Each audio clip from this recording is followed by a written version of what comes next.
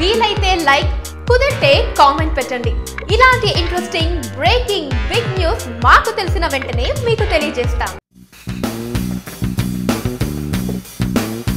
తన భర్తను తనతో కలపాలని కోర్టుకెక్కిన నటి రంభ అనుకున్నది సాధించగలిగింది. ఈ వివాదాన్ని బయటే పరిష్కరించుకోవాలన్న కోర్టు సూచన మేరకు దంపతులిద్దరూ చర్చించుకొని ఒక అభిప్రాయానికి రాగలిగారు. తిరిగి ఇద్దరూ కలిసి కాపురం చేసుకునేందుకు సమ్మతించారు.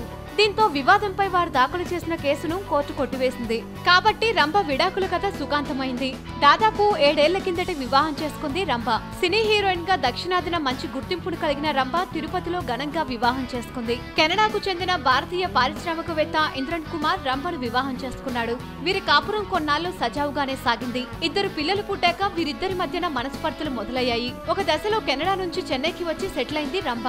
అలా ఆ దంపతులు ఆ విధంగా విడిపోయారు. కొంతకాలం గడిచాక ఇటీవల రంభ భర్తపై కోర్టులో పిటిషన్ దాఖలు చేసింది. రంభ ఇంకా పిల్లల పోషణ నిమిత్తం నెల నెలా వర్ణం చెల్లించాలని లేదా తనతో కలిసి జీవించమని ఆదేశించాలని రంభ చెన్నై ఫ్యామిలీ కోర్టును ఆశ్రయించింది. దీనిపై స్పందిస్తూ ఇంద్రన్ కుమార్ కు కోర్టు నోటీసులు జారీ చేసింది. అతడి వాదన అతను వినిపించగా ఈ వ్యవహారాన్ని కోర్టు బయట సెటిల్ చేసుకోవాలని, కలిసి మాట్లాడుకోవాలని కోర్టు సూచించింది. ఈ నేపథ్యంలో దంపతులిద్దరూ కలిసి జీవించడానికే మొగ్గు చూపారని తెలుస్తోంది. ఈ మేరకు వారు కోర్టుకు తెలియజేయగా కేసును కొట్టివేసింది న్యాయస్థానం. ఇక్కడ కనిపిస్తున్న సబ్స్క్రైబ్ బటన్ ని నొక్కి సబ్స్క్రైబ్ అవ్వండి.